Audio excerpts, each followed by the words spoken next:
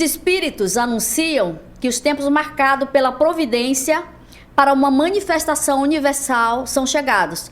E sendo eles ministros de Deus e os agentes da sua vontade, a sua missão é instruir, esclarecer os homens, abrindo uma nova era para a regeneração da humanidade. Este livro, ele é uma seleção dos ensinamentos, escrito por ordem e ditado pelos espíritos superiores.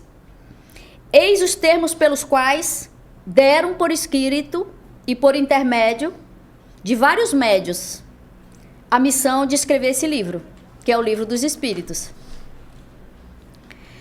E logo em seguida, ainda em Prolegômenos, ocupa-te com zelo e perseverança do trabalho que empreendeste com a nossa ajuda. Porque esse trabalho é nosso. De quem? Da espiritualidade. Essa é uma mensagem para Allan Kardec e serve para nós também, né? Então, ocupa-te com zelo e perseverança do trabalho que empreendeste com a nossa ajuda, porque esse trabalho é nosso. Nele nós pusemos a base de um novo edifício que se eleva. Então, é uma construção de um novo edifício que se eleva.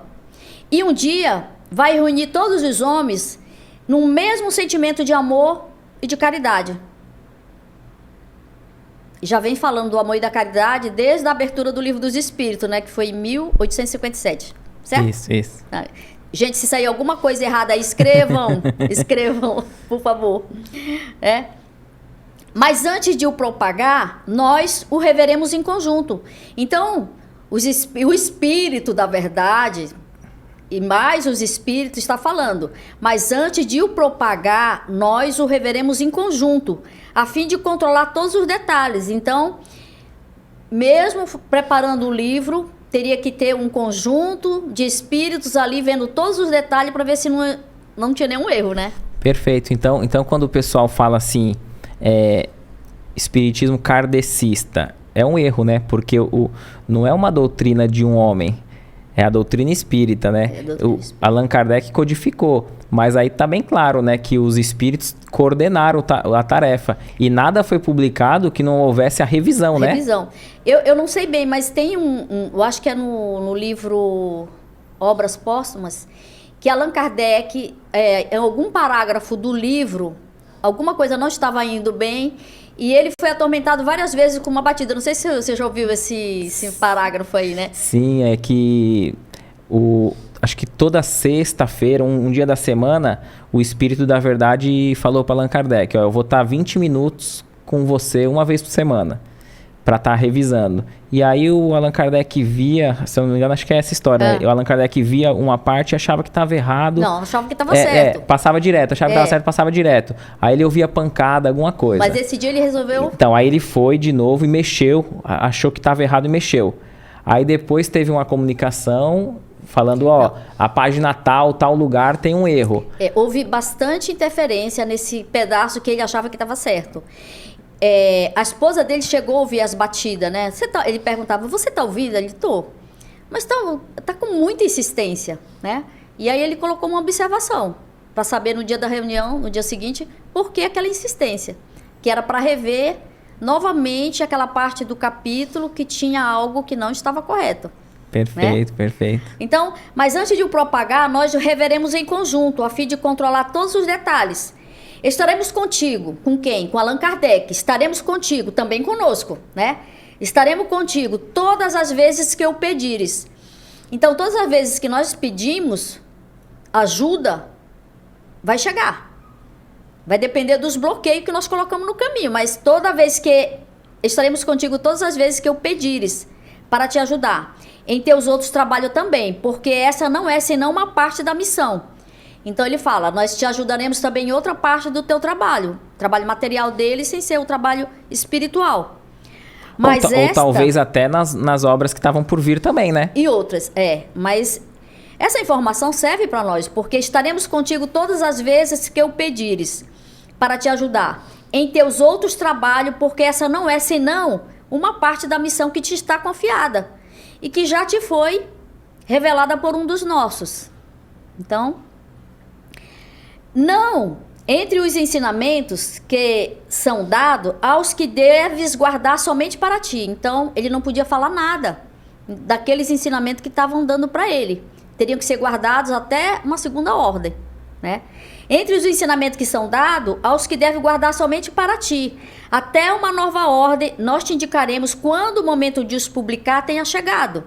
Até lá, medita-os a fim de estar preparado quando o dissermos. Então, medita-os a fim de estar preparado. Isso aqui serve para nós também, entre os ensinamentos que são dados aos que deves guardar para ti. Às vezes nós temos uma programação nossa que a gente quer falar para um, falar para outro, nossa, eu estou pensando em fazer algo, né? Já está pronto, mas eu tô todo ansioso, começa a falar, já começa a dar errado, porque o projeto não está pronto. Então alguma coisa, nossa, acabou dando errado, acabou não dando certo, alguma coisa aconteceu. Então serve para nós também, né? Tem aqui uma observação, posso esticar meu braço aqui? Fica à vontade. Quer pôr a caneca para cá, para não atrapalhar? Pode ser. Sou contramão, né? Fica à vontade. Pessoal do Pará. Tem uma passagem bíblica aqui, em Neemias, capítulo 2, versículo 12, que fala assim: então à noite eu me levantei, eu e poucos homens estavam comigo, e eu não declarei nada a ninguém, o que o meu Deus colocou no meu coração, para fazer em Jerusalém. Então Neemias fala que ele guardou aquele segredo, ele não contou nem para os homens que estavam com ele. Ele falou, nós vamos para Jerusalém, levanta todo mundo, que tem um trabalho para nós em Jerusalém, mas ele não contou o que era. Então Allan Kardec também tem essa observação para ele não falar nada até uma segunda ordem. E nós podemos pegar isso para nós. Você tem um projeto, então vamos ficar entre eu e você por enquanto. Depois que esse projeto estiver pronto, aí a gente abre um leque. Para amadurecer, né? Para amadurecer. Porque acho que se o Allan Kardec tivesse se precipitado, ali tinha muita mensagem que ele teve que aprofundar, né? Então vinha uma mensagem de um espírito sobre tal fato. Aí ele vai e pega outros médiums, mensagem através de outros médiums, de outro lugar, confirmar e confrontar. A gente vê muito isso, que ele fez muito isso na Revista Espírita. Uhum. Na Revista Espírita ele usou de laboratório. Ele postava um texto, postava alguma coisa e deixava aberto para quem quisesse trazer os questionamentos. Você já viu uma revista espírita? A gente imagina que é uma revistinha assim, né? É porque era eu tenho em livro... Olha, ele tem acho que 3 volumes, se eu não me engano. É dessa largura. Então, na realidade, o que eu tenho é em livro, que todo ano, até ele desencarnar, saía, mas era como se fosse um jornal. Uhum. Era um jornal de estudo... Ele ainda coloca jornal de estudo... psicológicos, ele coloca dessa forma a Revista Espírita. E aí era várias matérias curtas, né? Que nos jornais que depois juntava e virava revista. Mas o que eu queria destacar é que é interessante que ali você vê que assim, além dos espíritos estar coordenando, o próprio Allan Kardec ia estudando essas questões que os espíritos traziam, mas ele deixava para a comunidade debater. Então ele publicava na Revista Espírita e vinha gente de outras religiões, cientistas, e debatia. E ele, através da razão, da lógica, ele ouvia, ia pontuando, aí ele, não, verdade, deixa eu ver esse ponto, tal, esse posicionamento.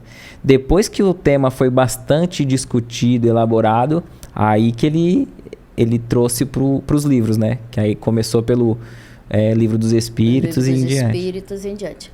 Aí, seguindo aqui, até lá medita-os a fim de estar preparado quando o dissermos, né? Então, segura o trabalho, não fala nada por enquanto.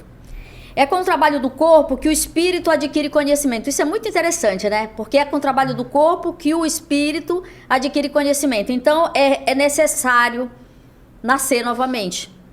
Então, nós entramos no capítulo 4 do Evangelho segundo o Espiritismo, parágrafo 19. Ninguém pode ver o reino de Deus se não nascer de novo. Então é na carne que nós vamos fazer o nosso trabalho, né? O que aprendeu lá e desenvolver aqui. Então é com o trabalho do corpo que o espírito adquire conhecimento.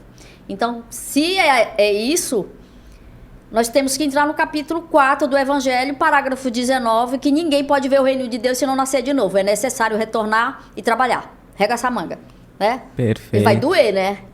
É um trabalho doloroso. Depois a gente volta aqui nesse capítulo, você me lembra? Sim, sim. Só pra gente ter uma observação dele. Vamos continuar em Prolegômenos? Fica à vontade. Não te deixes desencorajar. Pela crítica, encontrarás contraditores obstinados, principalmente entre as pessoas excessivamente interesseiras. Irás encontrá-los, inclusive, entre os espíritos, principalmente os que não estão completamente desmaterializados. Então, os espíritos que não estão totalmente desmaterializados vão procurar frequentemente semear a discórdia, a desunião, a desavença, os obstáculos, as brigas, né, as confusões, para atrapalhar a chegada do livro. Né? Então, estava sendo avisado para Allan Kardec que ele ia encontrar muita barreira e muitos contraditores atrás dele. Perfeito. Né? Então, até os espíritos que não estão completamente desmaterializados iriam procurar frequentemente semear a dúvida por malícia ou por ignorância. Mas prossegue sempre. Crê em Deus, caminha com confiança, aqui nós estaremos para te sustentar. Nós estaremos para te sustentar. E está próximo tempo que a verdade brilhará por toda parte. E é com perseverança que tu chegarás a recolher o fruto do teu trabalho. Então tem que perseverar. Não foi fácil. E aí, para completar aqui, deixa eu só terminar aqui esse pedacinho. Não te inquiete com os espinhos e as pedras e os obstáculos que os incrédulos irão colocar no teu caminho. No caso nosso. Porque o espírita, ele recebe bastante obstáculo para chegar até aqui também. Hoje aconteceu bastante obstáculo com a minha pessoa. E a sua? Toda quarta. Toda quarta. A minha bateria pifou. Tive que trocar de bateria, já era 15 para as 6. Eu digo, meu Deus, não dá tempo nem ligar pro seguro. Senão eu vou me atrasar. Né? E você vê que por mais que tenha dificuldades, né, Maria? Assim, Lúcia. Maria Lúcia, né? Prefere que fala completo. Maria Lúcia, é.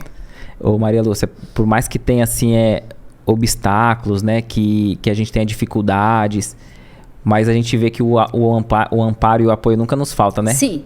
Não falta quando você busca esse amparo. Porque eu estou em preparo desde ontem, pedindo assistência espiritual, a cobertura espiritual das colônias espirituais, os protetores, os socorristas, os auxiliares, os lanceiros de Nossa Senhora, a proteção para que possa chegar o Evangelho de Jesus aqui para ser explanado de uma forma que as pessoas possam entender, porque eu também não entendia. E olha que eu li o Evangelho inteiro, voltei novamente, passei pelo Consolador, algo me chamava atenção, eu ficava falando, o Consolador, o Cristo, o Espírito da Verdade, ele aparece em todos os capítulos, me dava uma sensação gostosa e ansiosa ao mesmo tempo, de saber, mas também não tinha aquela curiosidade ali de imediato, mas veio parar na minha mão, porque eu fui procurar, mas foi através de muita dificuldade que eu consegui chegar nessa observação. Gente, se tiver alguém capacitado, que estudou, que está pronto, está preparado e vê que eu não estou falando algo que não está dentro da doutrina, por favor, escreve e manda a observação para o Éder. Né? Não, mas o próprio estudo, o estudo em conjunto, a gente vai interpretando e cada um acrescenta com um ponto de vista, né? Acredito que ninguém se coloque como dono da verdade e todo mundo pode ter uma interpretação diferente, né, Maria Lúcia? Assim, de ver um ângulo. Pode. A gente vê aqui, às vezes tem um que tem um ponto de vista, outro tem outro. E o que é o certo, o que é o errado, né? A gente vai junto. A gente tem que estudar muito. A gente vai estudando em conjunto. Porque o espiritismo é uma faculdade, né? Nunca termina. Você sai de uma faculdade entre outra. Então, você falou que leu o Evangelho. Aí eu li todo. Então, aí volta para ler. Você não observa? Quando você volta para ler, você fala, eu passei por isso e não, parece que eu nem li isso. O meu Evangelho é todo grifado. Ele tem seta para todos os lados. Observação, por favor, volta nesse capítulo novamente, entendeu? Então, eu tenho essas observações. Eu levei 1 ano para ler o Evangelho. E aí, quando eu voltei, eu levei mais 1 ano novamente. Mas eu não sei, sabe? Tem muita coisa que eu não sei, sabe? Eu tô engatinhando, como muitos estão engatinhando, né? Uhum. Então, não te inquietes com os espinhos e as pedras que os incrédulos e os malvados semearão no teu caminho. Mantenha a confiança, pois alcançarás o objetivo e merecerás ser sempre ajudado. Né? Lembra-te que os bons espíritos, eles só ajudam aqueles que servem a Deus. Então você tem que ser um servo de Deus. Você tem que ser um devoto de Deus. Então os bons espíritos só ajudam aqueles que servem a Deus com humildade e com desinteresse. Ah, eu vou ajudar, mas eu tenho um interesse. Entendeu? Então, ele fala, lembra-te que os bons espíritos só ajudam aqueles que servem a Deus com humildade e com desinteresse. Eles se distanciam dos orgulhosos e dos ambiciosos.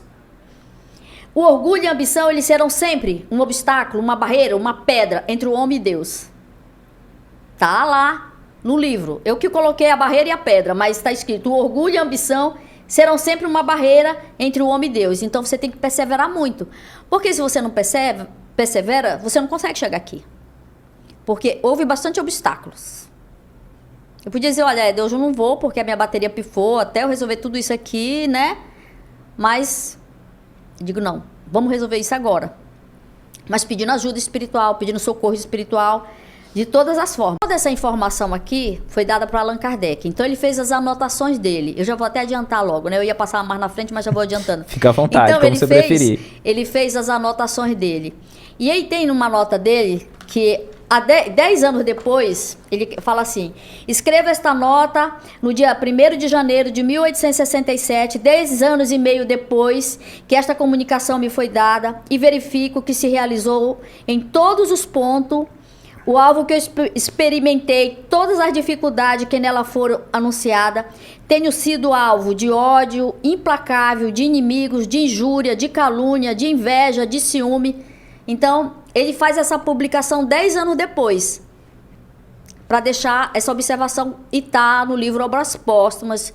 É que eu não sei que parte, porque Obras Póstumas, ele não tem capítulo, ele tem páginas. Porque são as anotações que Allan Kardec fazia, depois eles pegaram todas aquelas anotações e colocaram no livro. Depois que ele faleceu, né? Depois do desencarne dele, reuniram algum material, né? Mas antes de eu continuar aqui...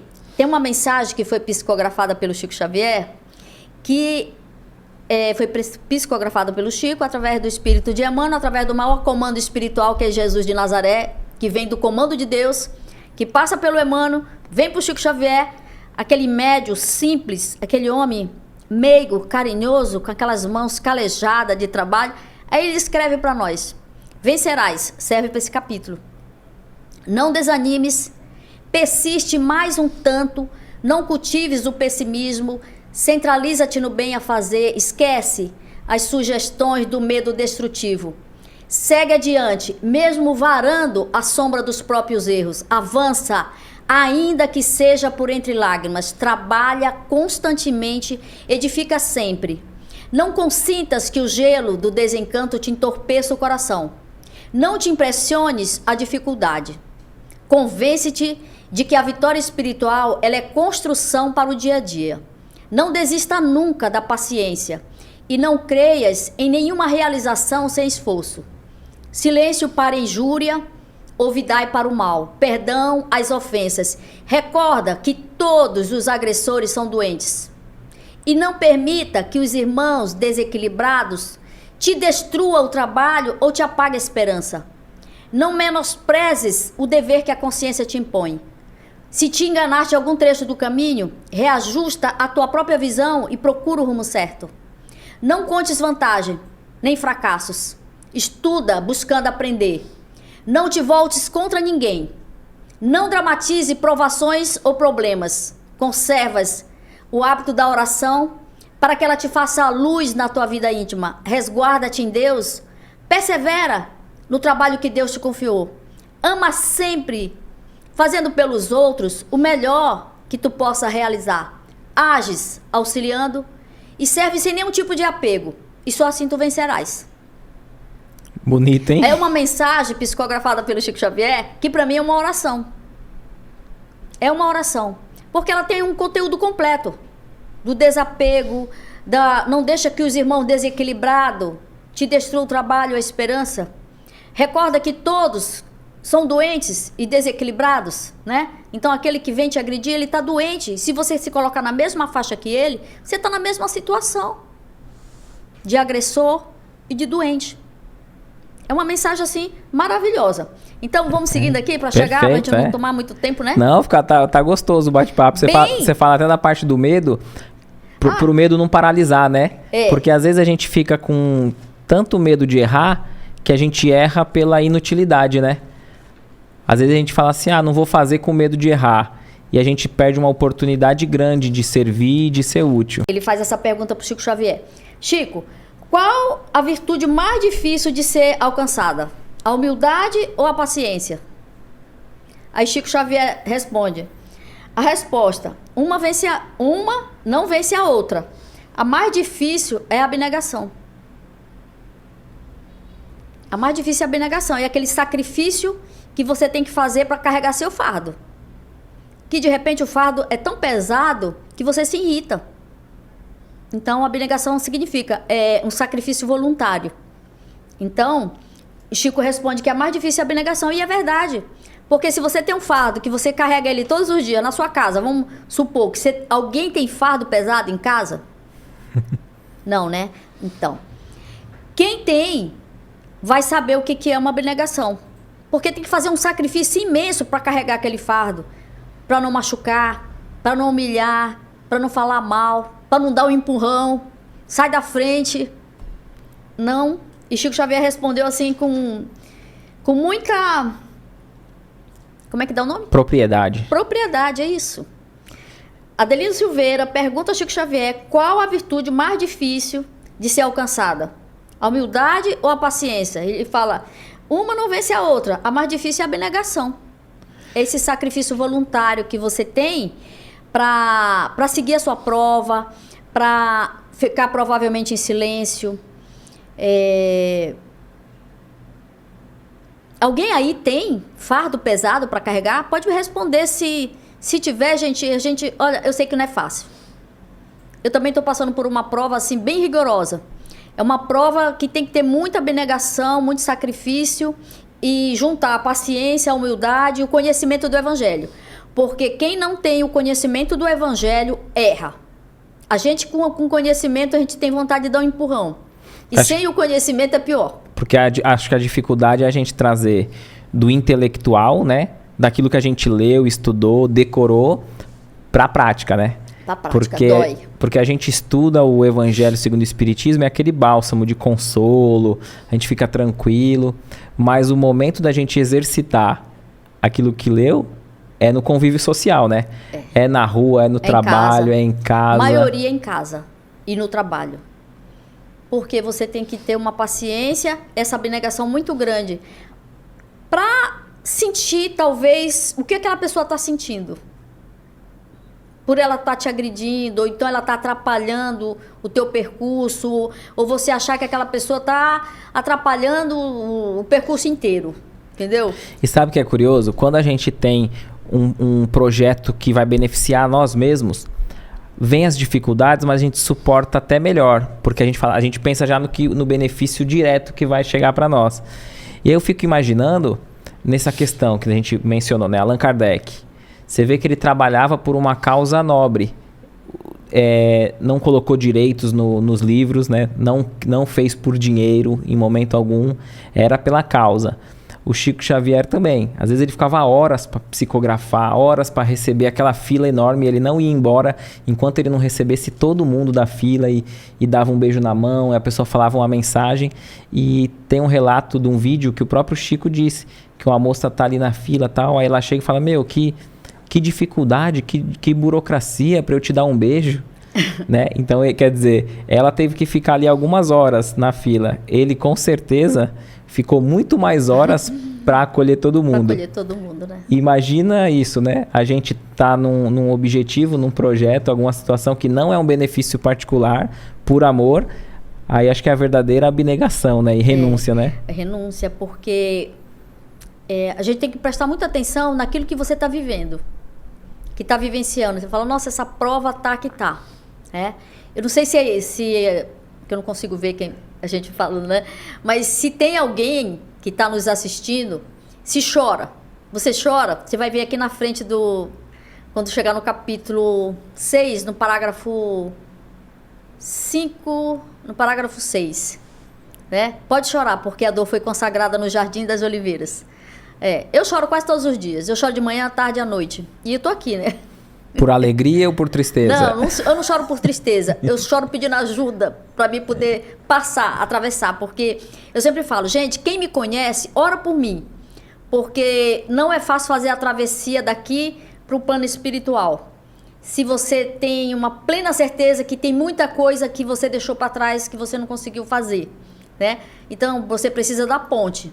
E essa ponte são esses amigos fazendo oração para completar o restante da ponte, para você fazer uma travessia legal, entendeu? Perfeito. Sem crítica, sem crítica. Não, vamos ajudar através da prece. Vamos elevar essa prece aí, né? Perfeito. Não ficarás muito tempo entre nós. Olha, é outra nota de observação que Allan Kardec deixa, que é colocado no livro Obras Póstumas, né? Não ficarás muito tempo entre nós. É necessário que retornes para terminar a tua missão. Então já estava falando para ele que ele ia retornar novamente, mas ele tinha que já fazer o voo de volta. É necessário que retornes para terminar a tua missão, que não pode ser rematada ainda nessa existência. Então ele não teria condições de terminar a missão dele naquela existência. Se isso fosse possível, não irias daí de modo algum, mas é preciso suportar a lei da natureza. Estarás ausente durante alguns anos. Quando voltares, será em uma condição que te permitirá ou te permitirão trabalhar muito mais cedo. Quem começou esse trabalho muito mais cedo? Vamos colocar a interrogação para o pessoal responder? Perfeito, o pessoal comenta aí. O pessoal comenta aí. Quem voltou para continuar esse trabalho? Depois a gente volta aqui para saber se alguém respondeu, né? Então, se ele teria que fazer essa viagem de volta, ele iria para o plano espiritual. Então, ele iria para o capítulo 3, parágrafo 1 do Evangelho. Há muitas moradas na casa do meu pai. Ele iria para uma dessas moradas benditas da casa do pai. Para uma morada boa, com certeza, né? Para continuar a preparação para ele retornar novamente.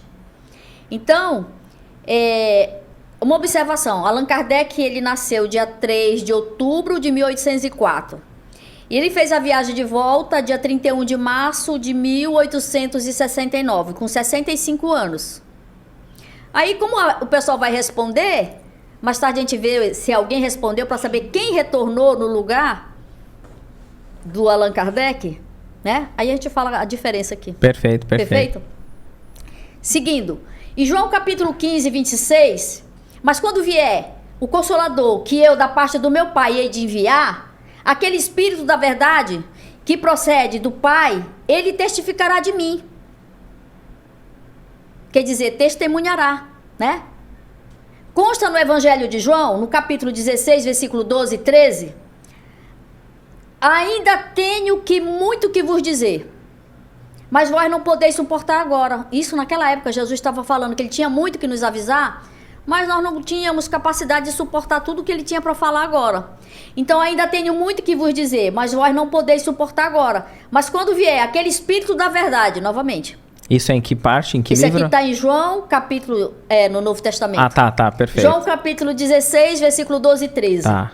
Ainda tenho muito que vos dizer, mas vós não podeis suportar agora. Mas quando vier aquele Espírito da verdade, ele vos guiará através da verdade. Porque não falará de si mesmo, mas dirá tudo que tiver ouvido e anunciará o que há de vir. Sabendo Jesus,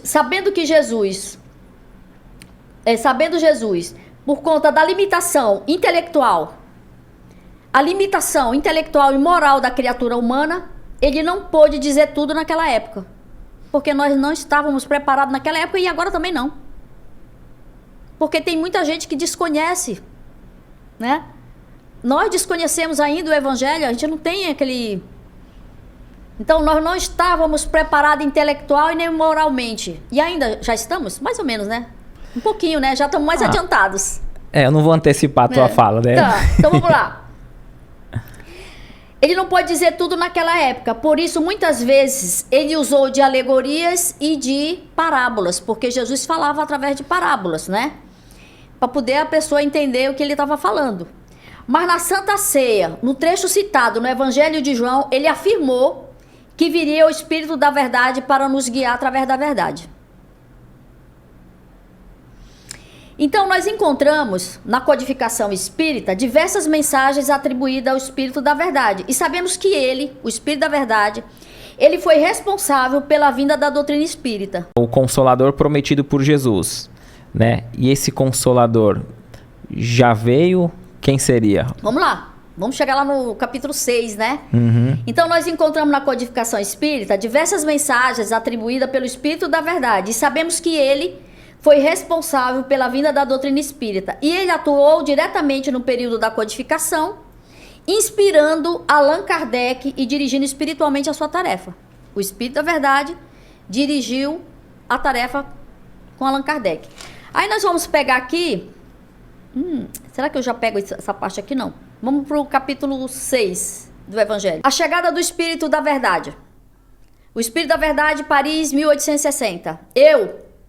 Eu venho, como antigamente entre os filhos perdidos de Israel, trazer a verdade e dissipar as trevas. Escutem-me, o Espiritismo, como a minha palavra fez antigamente, veio lembrar os incrédulos que acima dele reina a verdade imutável. A verdade imutável, então, não existe mudança na lei de Deus. Se você quiser mudar alguma coisa, não existe mudança na lei de Deus. Então, o Deus bom, o Deus justo que faz germinar as plantas e levanta as ondas. Eu revelei a doutrina divina e como colhedor de cereais, eu reuni em feixes o bem espalhado pela humanidade e disse: venham a mim todos vocês que sofrem. Então, eu venho como antigamente. Quem? Jesus de Nazaré. Ele está aqui falando para nós: eu venho como antigamente entre os filhos perdidos de Israel. E quando ele fala aqui, como um colhedor de cereais, eu reuni e feixe o bem espalhado pela humanidade e disse: vinde a mim todos vós que sofreis e estáis sobrecarregados. E aí, quando ele fala, vinde a mim, que ele fala que reuniu e feixe, o que ele quis dizer? Que ele quer agrupar, ele quer juntar, ele quer abraçar toda a humanidade num só amor e na caridade. Então, eu reuni em feixes o bem espalhado pela humanidade e disse: venha a mim todos vocês que estão sofrendo. Porque eu quero abraçar todos vocês, eu quero juntar todos vocês, eu quero amar todos vocês, eu quero agrupar todos vocês entre o amor e a caridade, né? E aí ele, seguindo aqui: entretanto os homens ingratos, eles desviaram-se do caminho reto e largo, que conduz o reino do meu Pai, e se perderam nos ásperos caminhos da incredulidade. Meu Pai não quer terminar com a raça humana. Ele quer que, se ajudando uns aos outros, mortos e vivos, ou melhor, mortos segundo a carne, porque a morte não existe. Então ele quer que ajudemos uns aos outros, mortos e vivos, porque ninguém morre. Você só sai da carne e o espírito faz essa viagem de volta lá. A morte, pois a morte é o renascimento, é a vida, é a prova que foi escolhida por cada um de nós, por cada um de vocês, durante a qual a virtude deve crescer e se desenvolver como um cedro. O cedro é uma árvore de 30 metros de altura. E a circunferência dela, que é a largura dela, né? A circunferência são 15 metros. E quando ele falou que quer que a gente se desenvolva como um cedro, o que significa o cedro? O cedro, ele significa a grandeza, o símbolo do poder, da majestade, da grandeza, da força, da permanência, comparada com o progresso espiritual. Então ele quer que você cresça espiritualmente e seja como um cedro forte, né? E rigoroso. Cheio de poder, de majestade, de grandeza, de beleza, de força, de permanência, comparado ao progresso espiritual. Aí seguindo aqui um pouquinho mais para frente. Homens fracos, que compreendem a própria ignorância, não afaste a tocha que Deus colocou em suas mãos para iluminar o caminho. Que tocha é essa? Você sabe, Éder? A fé, a esperança. A tocha do conhecimento, Sim. né? A tocha do evangelho. Né? Se você é espírita, tá a tocha do evangelho. Se é evangélico, o Novo Testamento, a Bíblia em si, tudo isso, sim, sim. né? Porque que ilumina nosso caminho, ilumina nosso caminho, porque você está buscando Deus, você está buscando o seu crescimento espiritual, Você está buscando o conhecimento. Eu quero chegar até Deus. Você tem que buscar o conhecimento, saber qual é o percurso que eu vou chegar lá. A chegada do Espírito da Verdade, ele fala do colhedor de cereais, né? Eu, como colhedor de cereais. Então, ele é colhedor desses cereais que somos nós, né? Eu quero juntar em feixes o bem espalhado pela humanidade, né? E quando ele fala do joio aqui, não misture o joio com a boa semente. Então a gente tem que ter muito cuidado com esse joio, porque ele está dentro do nosso local de trabalho, ele está dentro da nossa casa, as discórdias, a gente tem, não, corta isso, não esquece, vou falar uma fofoca, não, esquece isso, né, não precisa, tá, vamos cortando pela metade, você conhece o defeito do fulano, você conhece ele, porque você não sei o quê, sim, não, mas sabe, vamos ver por outro ângulo, entendeu? Então você está cortando o joio de todas as formas, para evitar essa discórdia, porque Deus quer o amor e a caridade dentro dessa... juntar, agrupar, abraçar, né? E seguindo aqui um pouquinho mais para frente, espíritas, do mesmo parágrafo aqui, espírita, ame-se, eis o primeiro ensinamento, instruam-se, eis o segundo, amem-se, instruam-se. Então é necessário, o que é instruir? Estudar, né? Procurar conhecimento. Vamos buscar conhecimento para ver se a gente acha uma saída. Aí, voltando aqui, porque quando ele fala a chegada do Espírito da Verdade, eu venho como antigamente, entre os filhos perdidos de Israel, tem uma nota no livro dos Espíritos, voltando aqui, tem uma nota no livro dos Espíritos, não, no livro dos Médiuns, no capítulo 31, parágrafo 9, no livro dos Médiuns, né, Espírito, no livro dos Médiuns, que essa nota foi recebida, essa nota aqui do Espírito da Verdade, a chegada do Espírito da Verdade. Então, foi uma psicografia, né? Essa nota, ela foi recebida, tem uma observação de Allan Kardec, tipo observação, uma nota.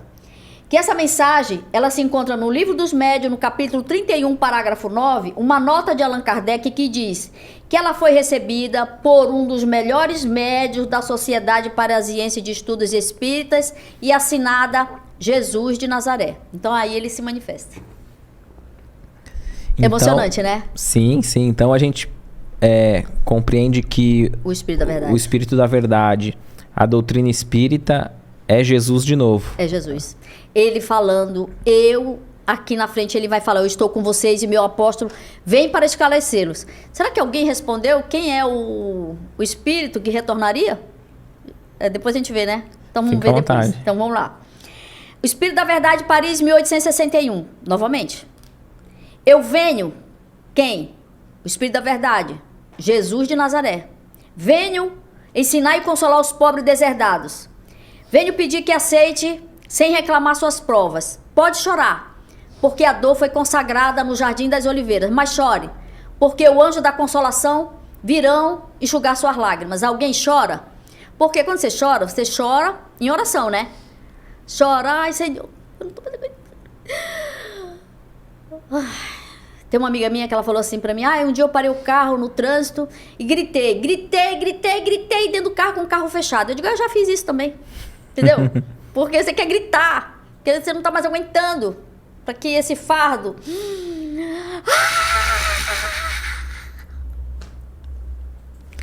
Pode chorar, porque a dor foi consagrada no Jardim das Oliveiras, mas chore, porque o anjo da consolação virão enxugar suas lágrimas. Então, vai ter um anjo da consolação secando as nossas lágrimas. Você está lá chorando, você nem imagina, mas você está chorando pedindo socorro, pedindo ajuda, e você nem imagina que já tá a ajuda está lá já. Trabalhadores, trabalhe a sua terra e recomece no dia seguinte a difícil jornada da véspera. Então, o trabalho é necessário, porque ele fala, trabalhe e recomece no dia seguinte, a difícil jornada da véspera. Então, chora, vai dormir, mas vai trabalhar. Tem que trabalhar. É necessário o trabalho.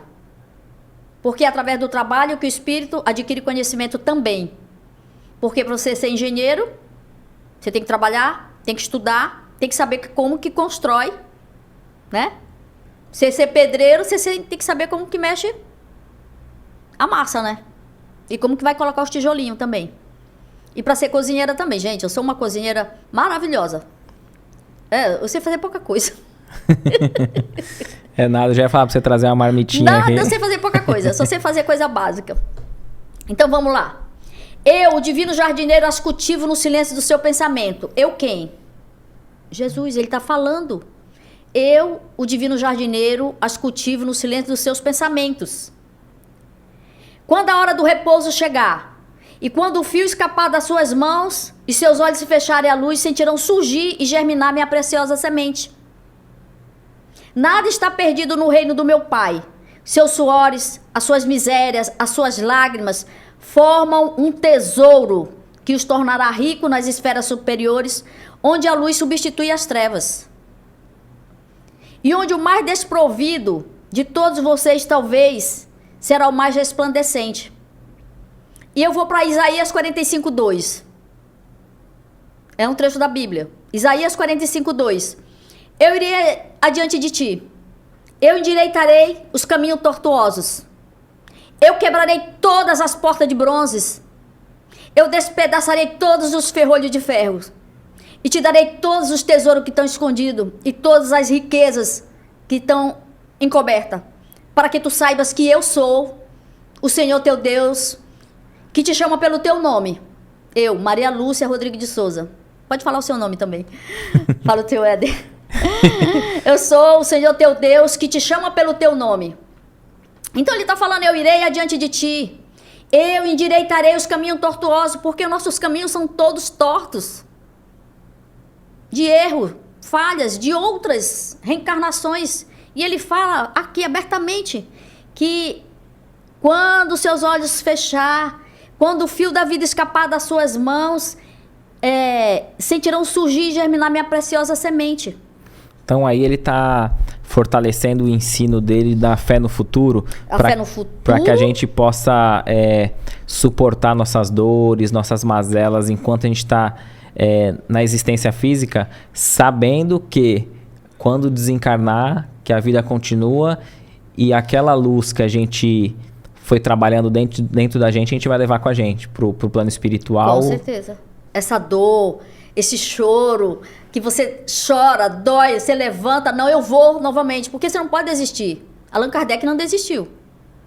Ele fez a nota lá depois de 10 anos, hoje eu escrevo que realmente tudo aquilo que foi falado, que iria acontecer, aconteceu comigo. Então, quando ele fala em Isaías 45:2, eu endireitarei, eu irei adiante de ti, endireitarei os caminhos tortuosos. Ele pode fazer isso agora. Porque eu tô aqui atrás dele, eu tô aqui sendo devota dele.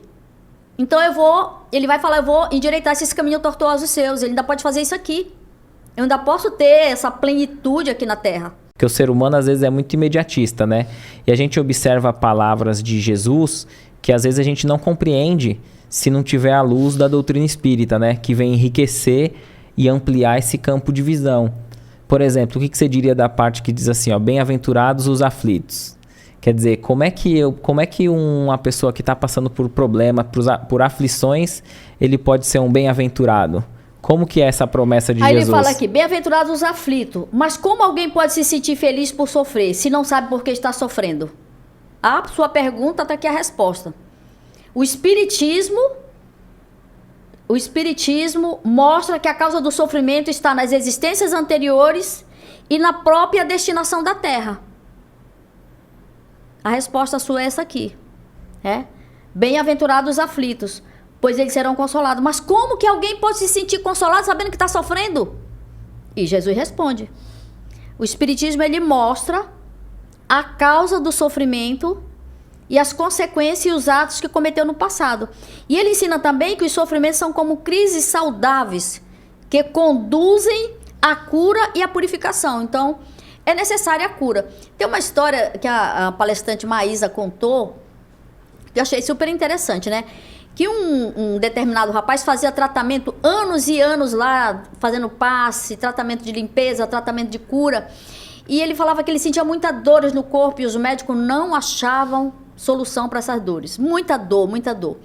E ela conta que houve uma manifestação através de um trabalho fechado e passaram esse recado para ele, que numa reencarnação passada dele, ele triturou um homem naquelas máquinas de moinho, que deve ser grande, né? Você imagina você ser triturado, né? E o espírito que ele triturou estava com ele o tempo todo para ele sentir a dor que ele fez ele sentir quando ele fez isso com ele. Então, assim, nós desconhecemos por que eu estou sofrendo, né? Oh, Deus, por favor, diminui a minha sentença, por favor. Pode mudar bastante, viu, Ed? O percurso da dor pode mudar bastante, dependendo do nosso comportamento aqui na Terra. Se você é aquela pessoa que sabe que está sofrendo por essa causa, por alguma coisa eu fiz. Porque agora eu não estou fazendo nada, eu estou certinho. E eu tentar melhorar através do meu amor, da solidariedade, da caridade, do meu comportamento moral, do meu aprimoramento, eu posso mudar esse percurso. A gente pode amenizar o efeito. Pode amenizar. Eu até falei ontem para uma cunhada minha, que ela é espírita, e ela ligou para mim falando algumas coisas. Eu falei, olha, na próxima reencarnação eu vou pedir para essas provas vir no começo. Porque não adianta você... É chato você com 63 anos passar por uma prova rigorosa. Né? Você já tá, né, mancando, já tá... Pô, então passa pela prova lá novinho, que você ainda tem pai, mãe para cuidar de você, né, para te ajudar. É muito triste você pedir a prova pro final da existência. E eu achei interessante que você falou assim, que a dor, o sofrimento é terapêutico, né? Então, vamos supor, a gente está passando uma dificuldade, mas a nossa visão ali, aquela escama da nossa visão enquanto encarnado, a gente não vê o problema na amplitude. E a gente não enxerga dessa forma, né? Que aquela dor está sendo uma bênção pro espírito, né? Éder, tem muita, assim... Eu tô passando por uma prova rigorosa. A gente é 9 vezes 9, entendeu? E, assim, eu passando por essa prova, eu fico pensando... Gente, quem não tem o conhecimento dói muito mais e a vontade que você tem é de morrer. Você tem vontade de morrer, porque você fala assim, eu não aguento mais passar por isso. E quem mora, tipo, em prédio alto, faz besteira. Porque você olha ali para baixo... teve um livro que eu li, que é do... vou lembrar aqui. Do Robson Pinheiro. Ele falando que ele teve umas experiências com ele, que ele estava num prédio e ele estava olhando para fora. E ele escutava uma voz dentro dele falando assim, por que você não voa? E ele falava, nossa, se eu pular daqui eu vou sair voando. Então o espírito estava incentivando ele, por que você não voa? Que era o próprio espírito que tinha dívida com ele, né? Por que você não voa? Você vai se sentir super leve.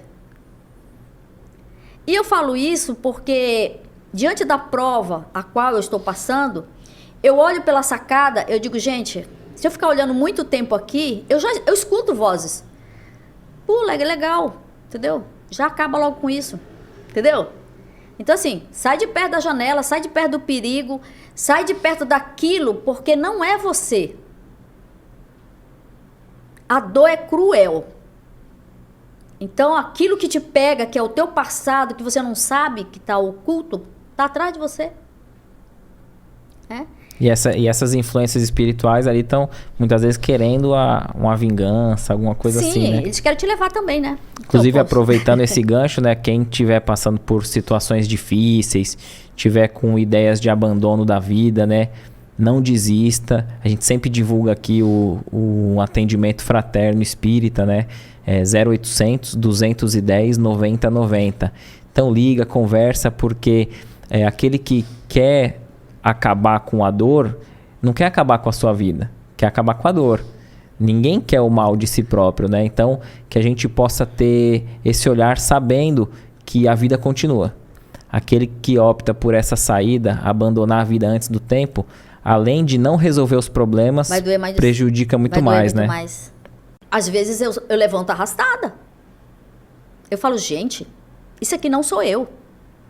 O espírito quer que eu fique deitada, dormindo, sem fazer nada, para perder tempo. Eu digo, não, você me desculpa, mas você vai estudar junto comigo, você vai fazer faxina junto comigo, ou então vai dar uma volta lá no mar, vai tomar um banho de mar. Aí eu chego a brigar com ele às vezes, mas não está sendo fácil. Não está sendo fácil. Eu falo porque hoje eu posso falar para as pessoas, persevera. Persevera porque tem um passado atrás de tudo isso. Nessa palestra também da Maísa, ela falou de uma... Vou puxando aqui um outro lado, Fica né? à vontade. Ela falou de uma moça que sofria de uma obsessão muito grande. Eram vários obsessores atrás dela. E ela fez um tratamento nessa casa espírita, que é lá em Brasília, né? E ela fez um tratamento espírita. E aí, nesse tratamento, tem aquelas salas fechadas onde tem a reunião secreta, onde vai conversar por cada ficha, né? E foi informado que era para ela ocupar ao máximo a mente dela. Aí perguntaram para ela o que ela fazia, faxina. Procure faxinar o máximo que você puder. Só pare quando você estiver muito cansada. Que é para ocupar a sua mente. Porque o espírito, ele não quer trabalhar o que está com você. E acredito que até mesmo para não fazer uma tomada, um vínculo mental, né? Porque às vezes se a gente está com pensamentos elevados, pensando em coisas elevadas, dignas, a gente não entra em sintonia com esses espíritos inferiores, né? E se a gente às vezes não está tão equilibrado a ponto de estar conseguindo elevar o pensamento, seja numa boa música, às vezes tem pessoas passando por obsessão forte que diz que não consegue ler, que não consegue se concentrar na leitura, não consegue ouvir uma música, e aí entre ficar parado, ocioso e dar vazão, dar abertura para essa influência, é preferível que esteja sempre ocupando a mente para não dar espaço mental para essa ociosidade, para não dar essa brecha, né? Porque é assim, se você está em casa, você sente a influência muito maior. Quem tem não sabe que está com obsessão, vai perceber que em casa você eu não tenho vontade nenhuma de sair, eu não tenho vontade de ver televisão, não tenho vontade de fazer nada, eu não quero fazer nada, eu não quero fazer nada. Mas quando você sai e você se reúne em algum lugar, ou então vai para a igreja, porque eu digo o seguinte, se a igreja, no espiritismo você não está encontrando a resposta, vai para a igreja evangélica. Se você não está encontrando a resposta na igreja evangélica, vai na igreja católica. Se você não está encontrando resposta na igreja católica, vai na igreja messiânica. Se você não conseguiu se encontrar, tenta fazer alguma coisa para ocupar a tua mente. Porque quando você sai dessa sintonia de casa, você melhora. Você volta, você colocou o pé dentro de casa e o espírito fala, cheguei também. Agora nós vamos almoçar junto. Porque eles comem junto com você. Você come que nem percebe.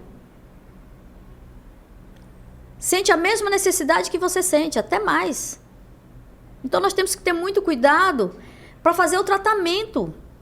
O tratamento de limpeza, o passe, ler o evangelho, procurar estudar. Se em casa não está dando certo, procura um grupo de estudo. Tem que fazer qualquer coisa para sair dessa sintonia. Porque eles são muito rigorosos. É cobrança. É igual banco. Alguém deve para banco, é horrível dever para banco, gente. Uma vez, eles quase que me faziam, eu digo, gente, eu vou morrer, porque esses caras não me deixam em paz um minuto. E nem existia esse negócio de WhatsApp aí, era telefone fixo, tocava toda hora, olha. Eu falei, eu não tenho nada, entendeu? Então o banco, ele fica atrás de você o tempo todo, ele não te dá paz. O espírito que te acompanha, que eu não vou chamar de obsessor, porque eu acho tão forte esse nome, é o espírito que você tem dívida com ele. Ele vai perseverar bastante.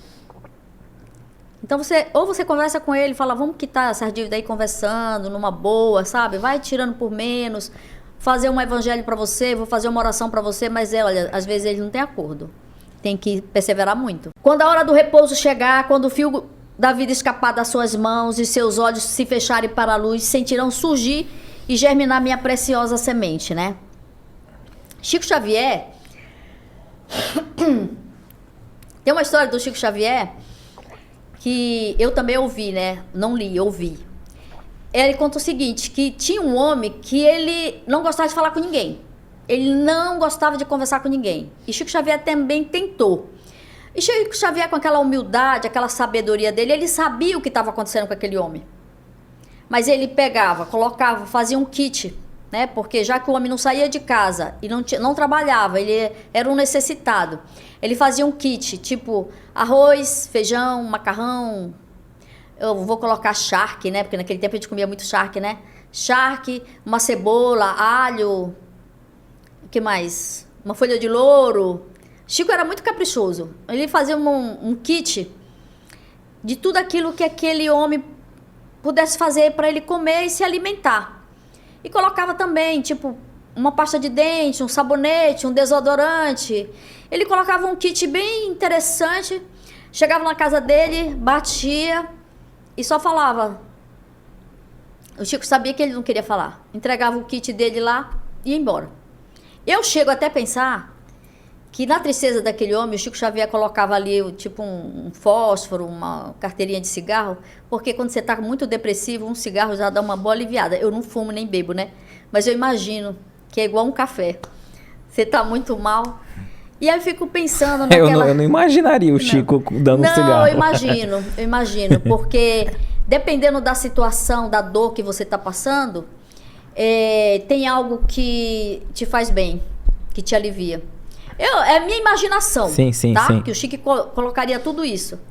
Aí um belo dia, o Chico tá lá na casa dele fazendo as coisas pessoais dele, chegou a mulher, que é vizinha do homem, informando: Chico, eu vim te avisar que o fulano de tal morreu. E o Chico bem tranquilo falou: eu sabia, já sei. Aí como que você sabe? Se eu fui a primeira a saber. O Chico falou assim para ela: porque Jesus Cristo veio pessoalmente buscá-lo. Então, deveria ser um espírito muito, muito, muito importante que estava passando pela sua prova através da matéria aqui no planeta Terra, né? Então, gente, olha, eu falei do cigarro e do fósforo aí, mas, por favor, não... Eu colocaria, sabendo que a pessoa gosta, eu digo, toma pelo menos só um por dia, que é um calmante. Na realidade, todos nós somos prisioneiros. Há muitos, eu sempre, nas minhas orações, que eu sempre fui muito religiosa, né? Sempre nas minhas orações, eu orava, ainda oro assim, pelos que estão, por todos aqueles que estão aprisionados, por todos aqueles que estão detidos, todos aqueles que no momento impensado da sua vida cometeram atos impensados, que é numa perseguição espiritual que você não sabe, né?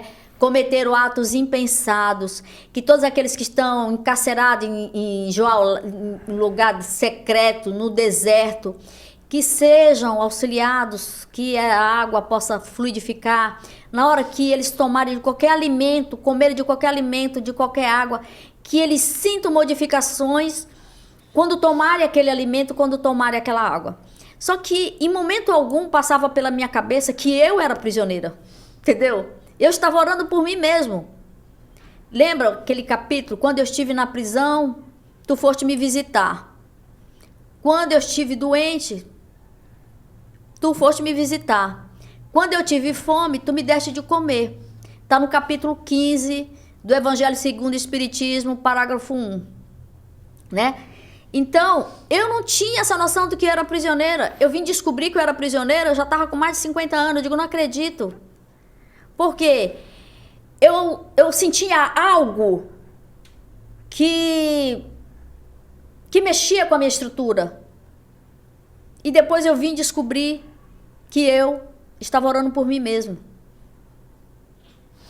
Quando ele fala que sintam-se prisioneiros da vida para se lançarem um dia livres e alegres no seio daquele que os criou, simples, ignorantes e perfeito. Ele deseja que vocês mesmos, através da experiência, da aquisição de conhecimentos, evoluam e sejam responsáveis pela sua própria ascensão, que significa subida. O edifício, no começo, o edifício, a construção. Então, que nós sejamos responsáveis pela nossa própria subida espiritual. E você diz nesse sentido da gente ser um espírito eterno, livre, que está momentaneamente preso num corpo físico. Nós estamos presos aqui num corpo físico. E eu só vim me dar conta disso depois dos 50 e poucos anos. Eu digo, nossa, eu estou orando por mim mesmo.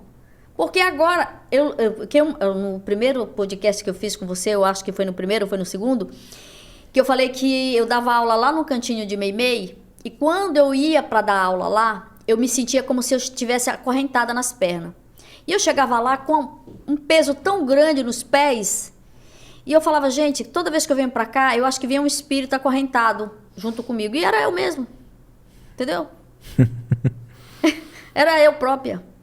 Estava acorrentada pelo meu passado. Então, você é prisioneiro daqueles erros do passado. Então, sintam-se prisioneiros para se tornarem livres e perfeitos. Eu sou o grande médico das almas, eu venho trazer o remédio para curá-los. Ele está falando ali, eu sou o grande remédio das almas. Jesus. Eu sou o grande médico das almas, eu venho trazer o remédio para curar. Os fracos, os sofredores, os enfermos são meus filhos prediletos. Mas ele não disse, os fracos que continuem deitados, os sofredores que continuem gemendo. Ele fala que são meus filhos prediletos. Mas ele fala da lei do trabalho, da lei do esforço. Então, eu sendo fraca, eu tenho você, que vai falar, Lúcia, vai, você vai conseguir. Mas será, Éder? Vai. Eu vou porque você está mandando, eu vou porque você está falando que eu consigo. E eu consigo.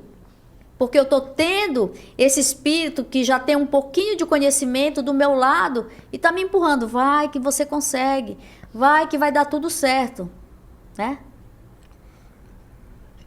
Então, eu sou o grande médico das almas. Os fracos, os sofredores, os enfermos são meus filhos prediletos. Eu venho para salvá-los. Venham a mim todos vocês que sofrem, que estão oprimidos e serão aliviados e consolados. Então, eu tenho que ir até Deus. Eu tenho que pedir essa ajuda a Deus. Eu tenho que falar, Senhor, me orienta. Para que lado eu vou?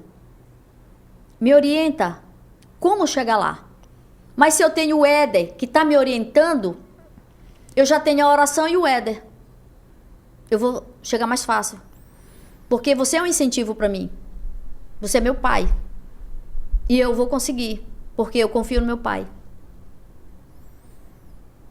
Porque você está prometendo para o seu filho que ele vai conseguir. E o pai promete isso também, que é Deus. Deus promete, vai que você consegue. Eu vou te dar o consolo, mas venha até a mim. Eu tenho que ir até ele. Sem dúvida, Deus ajuda os homens através dos homens, né? Então, esse espírito de fraternidade que a gente tem que ter um com os outros, sem dúvida, Deus e Jesus vai agindo através daqueles que estão no nosso dia a dia, né? Quem de nós já não recebeu uma mensagem, um auxílio, uma palavra que a gente viu que era exatamente o que a gente precisava, né? E até que a gente não tenha nem exteriorizado para ninguém o problema, vem a resposta, né? E é interessante que você vê que Jesus, ele continua com a gente. Jesus não mudou, né? Então, há 2000 anos atrás, ele falou, eu vim para os enfermos. E ele andava no meio dos enfermos. Mas mesmo ele andando no meio dos enfermos, que você falou que a gente tem que ir até ele, você vê que às vezes vinha um aleijado, vinha um leproso, um cego, e Jesus via o problema dele ali físico, mas perguntava, o que tu queres? Olha que curioso, né? O que queres que eu te faça? Né? O que queres que eu faça? Então, olha que curioso, que você vê que não adianta a pessoa ser curada se nem ela percebeu ainda a enfermidade, né? E a gente pode levar isso para os aspectos morais. Porque às vezes a gente ora para Deus e a gente nem sequer está se conhecendo.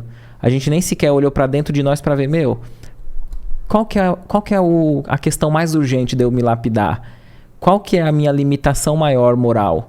Que é para lá, que é a nossa missão, né? Que a gente tem que fazer um verdadeiro esforço para ir com Jesus, que Jesus, ele não foi só o médico de corpo, né?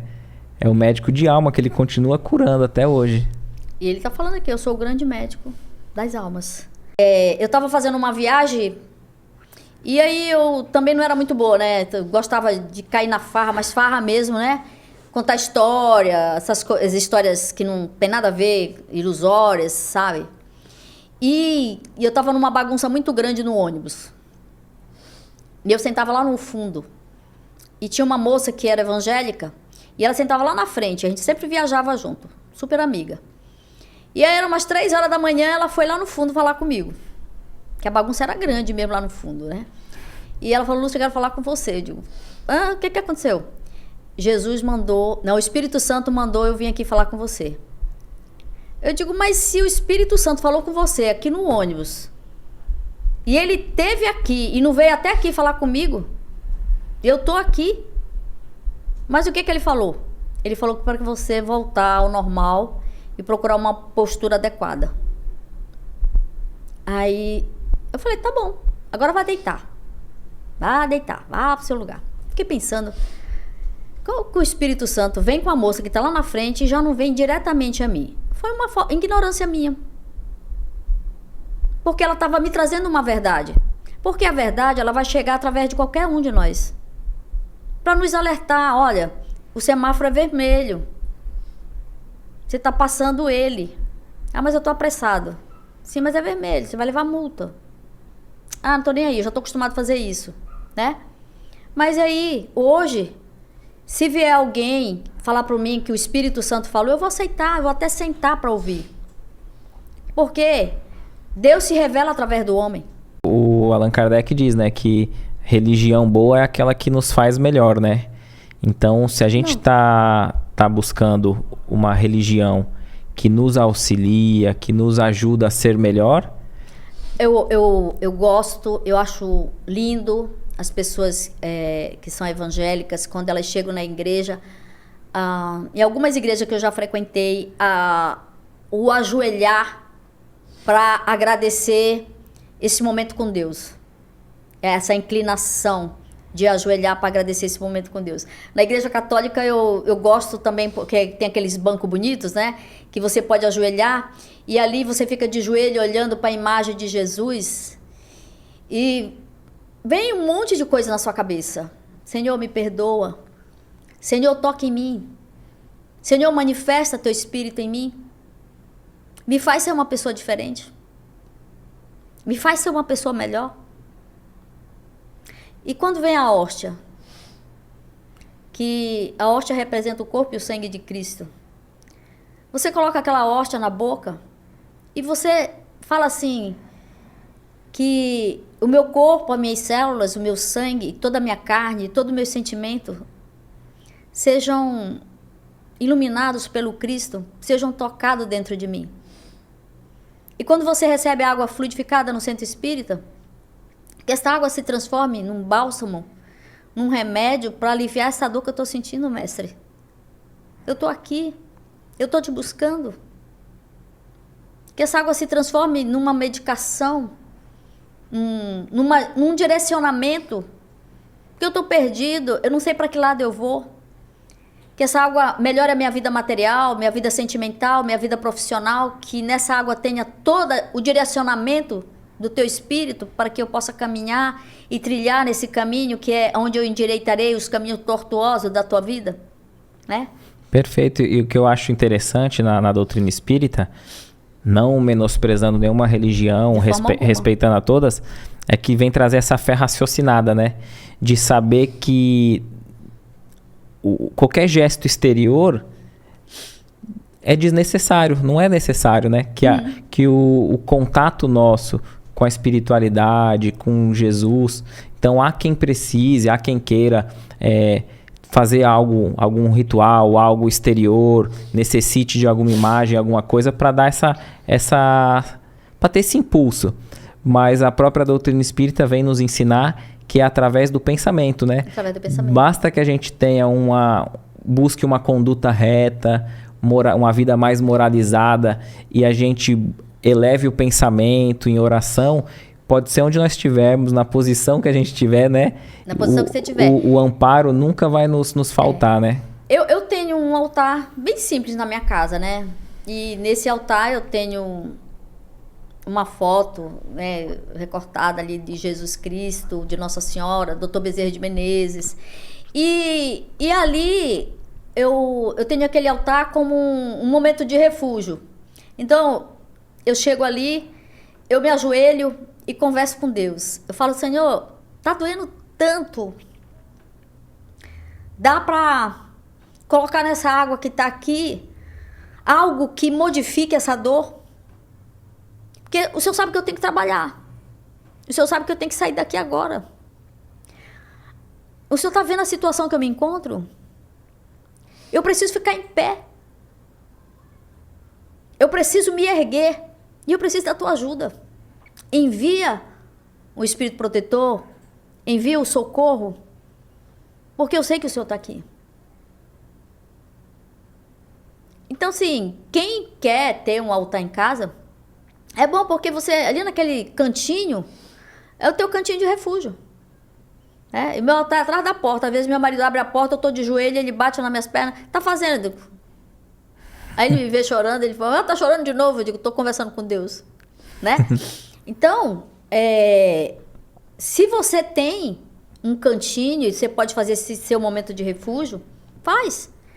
Mas o evangelho é uma bússola de orientação. Eu tenho pegando no evangelho aqui, vou lembrar da viagem que a minha filha fez agora para Maresias, esse acidente que ocorreu lá em Maresias. Ela falou, mãe, eu tô indo para Maresias. Eu falei, filha, já colocou o evangelho na bolsa? Coloca o evangelho na mala, porque o evangelho é um escudo de proteção.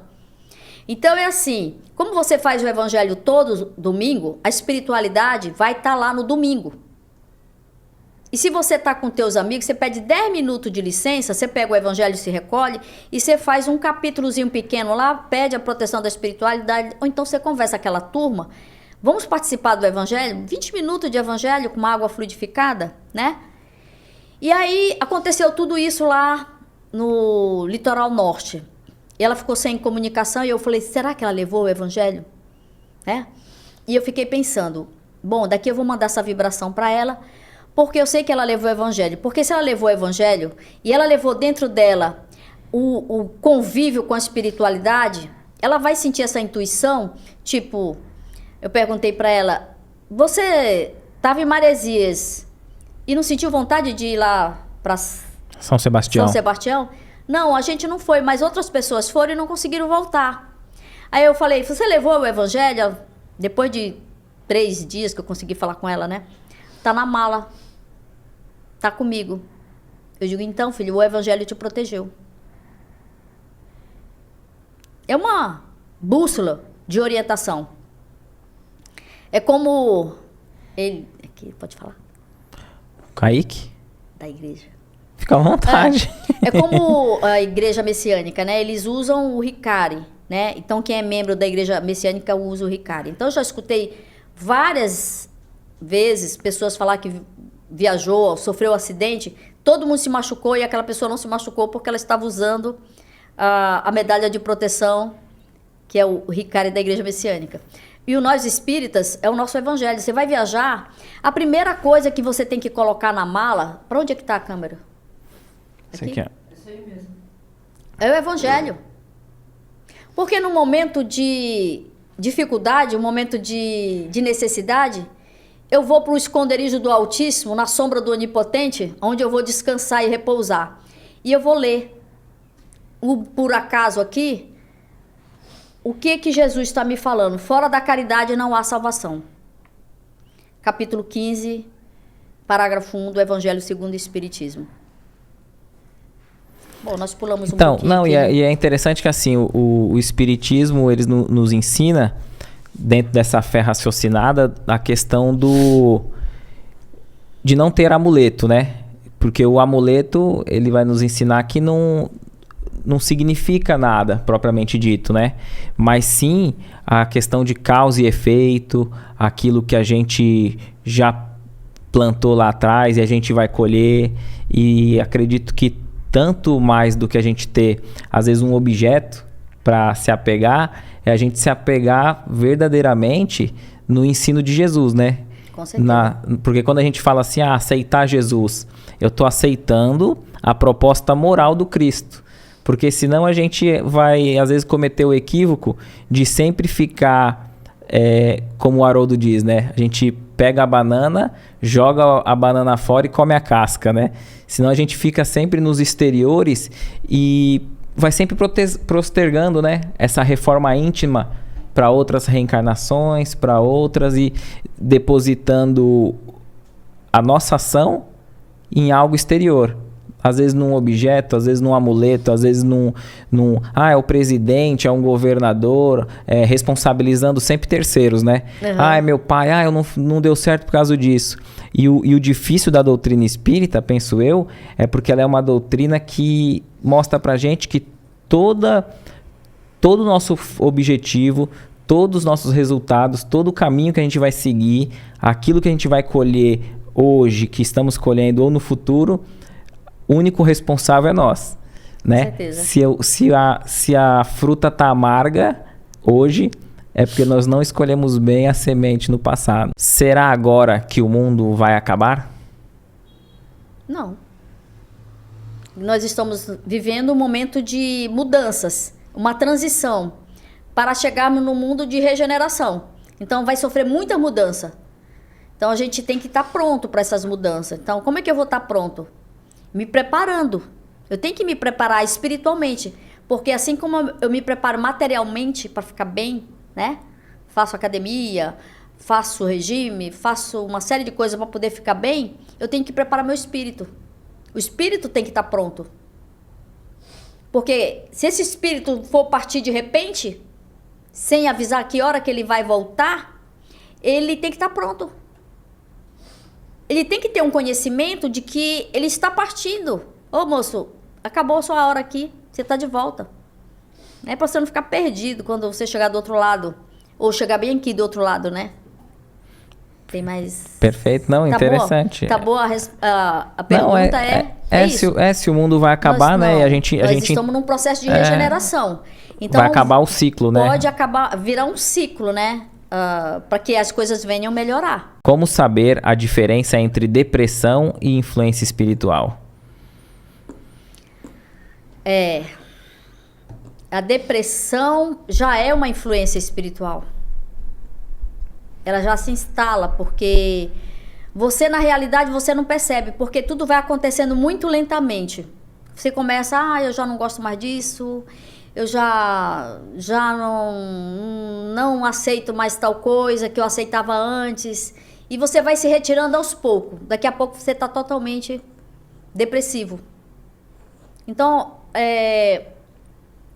a depressão, ela é um processo assim que a gente tem que ter muito cuidado, muita cautela e muita paciência, porque ela existe.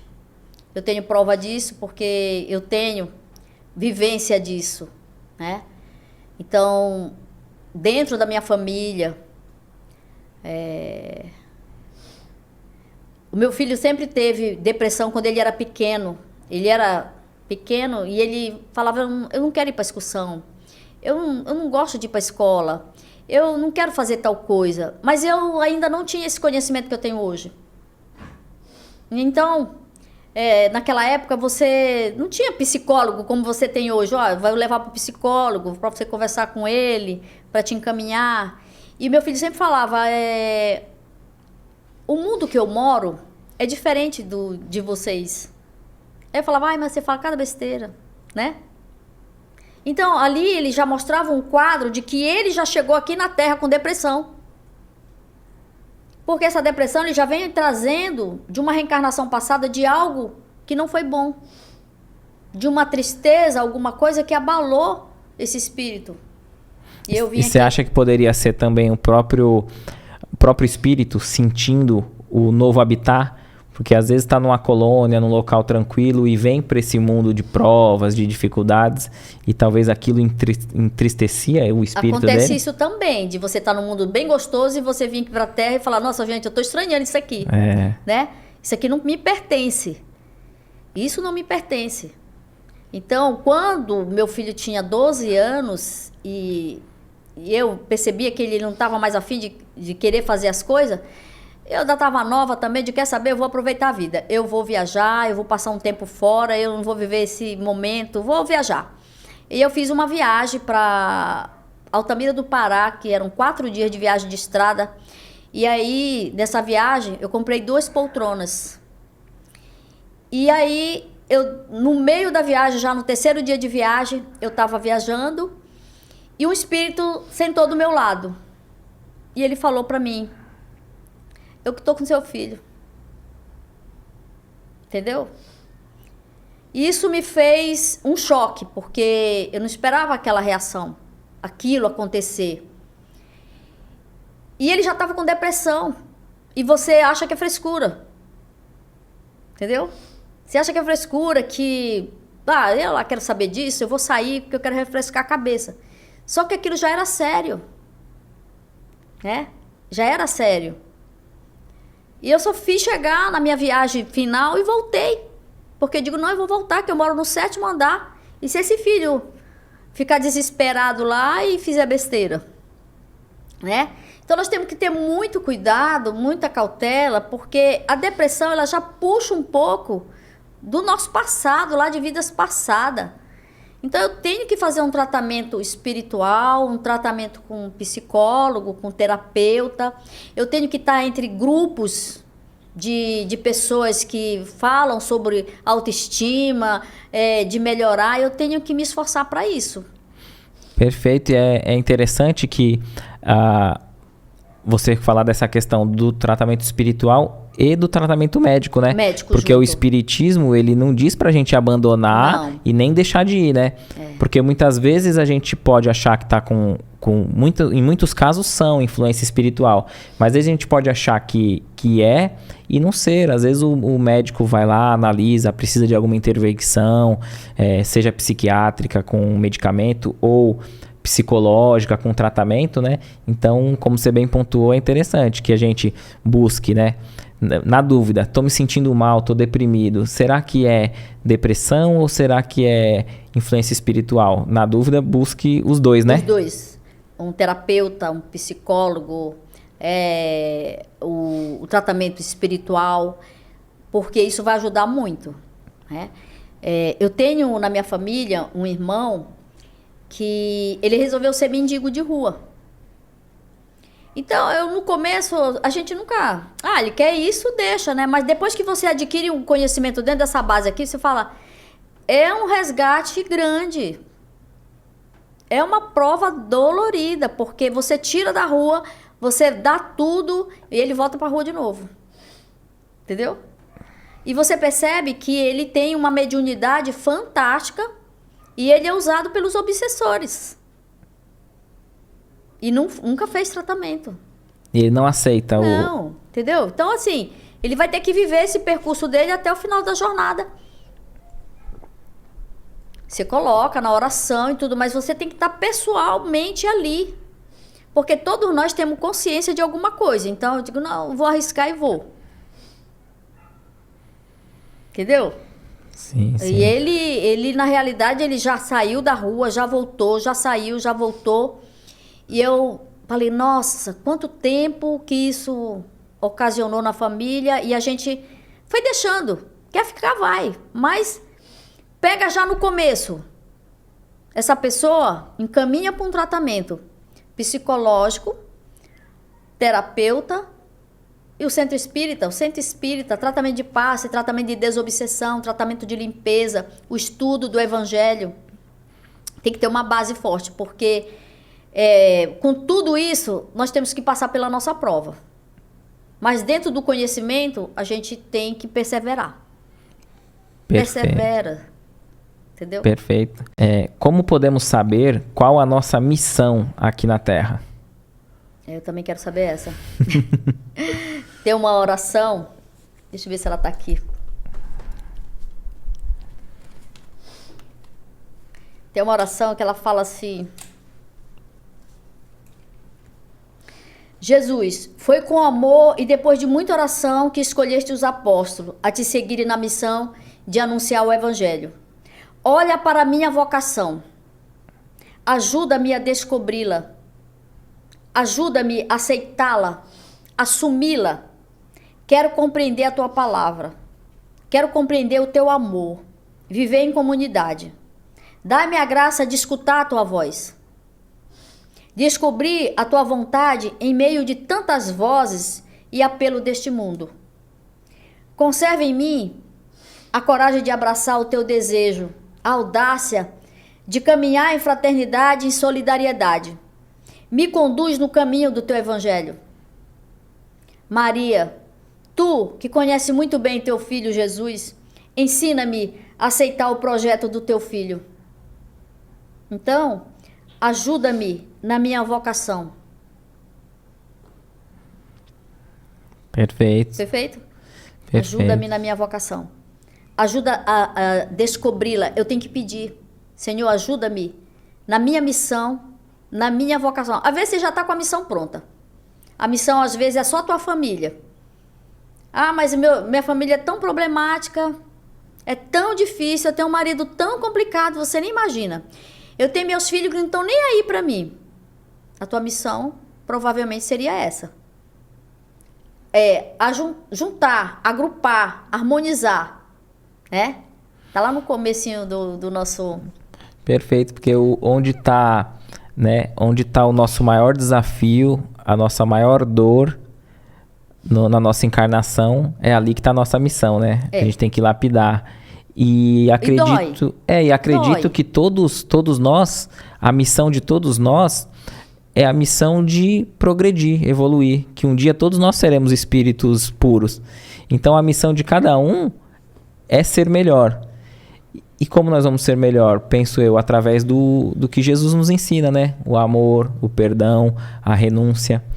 Porque muitas vezes a gente pensa, quando fala em missão, a gente geralmente pensa em algo exterior, grandioso, né? Como se E a missão tá ali do seu lado. A missão está em casa, tá nesse desafio. Pô, eu sou uma pessoa muito enérgica. Eu sou uma pessoa impaciente. Eu sou até tranquilo e tal, mas se alguém me contraria, eu fico nervoso. Então, aí é a nossa missão, né? Oh. Então, mas eu acho essa oração assim, bem em cima daquilo, né? Porque, Senhor, qual é a minha missão? Eu sempre falava isso. Senhor, qual é a minha missão? Afinal de contas, o que eu tenho que fazer aqui na Terra? A minha missão é essa, sabe? Era sair de Altamira do Pará, vir parar aqui na Praia Grande e descobrir o Evangelho de Jesus, porque lá onde eu estava eu não ia conseguir fazer isso.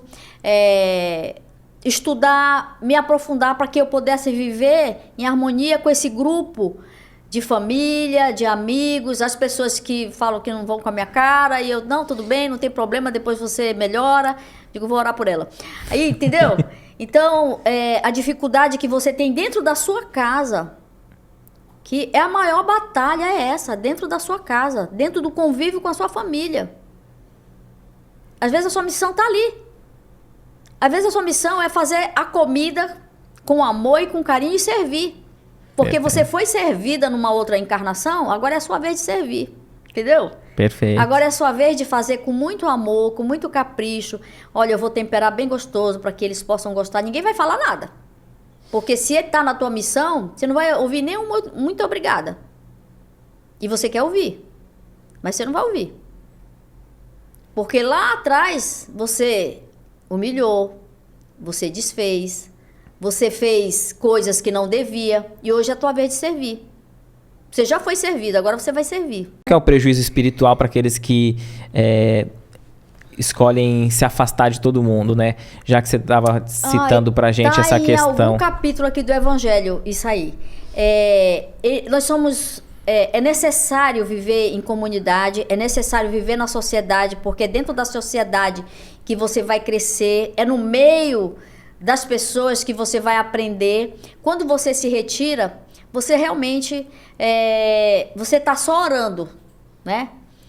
E tem uma historinha que é de um eremita, né? Que ele orava todo dia lá no monte, mas ele olhava lá para baixo para ver aquela senhora que fazia prostituição. Ele falou, de novo. Ele contava quantas prostituições aquela mulher fazia, né? Ele ficava lá em cima orando. Aí quando foi um dia, ele, lá nas orações dele, ele partiu para o mundo maior, para o mundo menor, né? E aí, ele foi chamado. Quando ele foi chamado, ele achava que ele ia para um lugar bom, porque ele orava muito, né? Ele fazia dieta, ele não comia, ele jejuava. E ele foi levado para um lugar ruim. E ele foi levado para ali para que ele visse a saída daquela prostituta, para que lugar ela ia. E foi falado para ele o seguinte, aquela mulher, a quantidade de filho que ela não tinha nenhuma profissão. E ela tinha que sustentar os filhos dela. Não, gente, por favor, não é para se prostituir. Sim, tá? Não é uma apologia a isso, sim. E ela não tinha, mas toda vez que ela passava por alguém, por um homem, quando esse homem saía, ela se ajoelhava e falava, Senhor, me perdoa. O Senhor sabe que eu não quero fazer isso. Mas a situação em que eu me encontro. Então a oração dela chegava mais alto do que a oração do eremita. Entendeu? Perfeito, e a gente pode analisar que ele poderia muito bem ajudar, em vez de só orar, né? O Evangelho diz que a fé sem obra é morta, né? Então a gente pode aprender nessa questão. E com relação a qual o prejuízo, eu penso que aquele que se afasta da sociedade para ficar tranquilo, o prejuízo dele é a oportunidade perdida, né? Perdida. Que o próprio Chico Xavier dizia que a maioria dos espíritos que desencarnavam e iam falar com ele, falava que a maior dor deles era ver que a última encarnação eles fizeram pouco, avançaram um pouco. E é aquele remorso, aquela dor de compreender o tempo perdido, né? De ter essa oportunidade de uma encarnação e perder o tempo se isolando ou não fazendo o bem, né? Porque por mais que doa, como você disse, né? É justamente no convívio com os diferentes que a gente vai lapidar o nosso espírito, né? Com esse convívio. Nós não podemos nos afastar do convívio com as pessoas, porque você fala assim, olha, eu já fiz tudo de bom e nunca tive recompensa. Não é para ter recompensa, entendeu? Eu já fiz tudo de bom, continua fazendo, continua operando, continua praticando, porque quanto mais o bem você fizer, quanto mais você fizer de melhor, você só está aprimorando e crescendo, você está subindo o seu degrau de ascensão, porque é junto da sociedade, da dificuldade que nós vamos crescer. Falar, eu não quero me misturar, eu não quero... Porque quando você fala que não quer, aí aparece mais gente ainda, né? Eu vou me isolar. Só que quando você se isola, você vê que você ficou num momento de solidão que ali ninguém vai te visitar também. Você está totalmente isolado. O Emmanuel diz assim, ninguém irá colher em terrenos que não semeou. É bem por aí, né?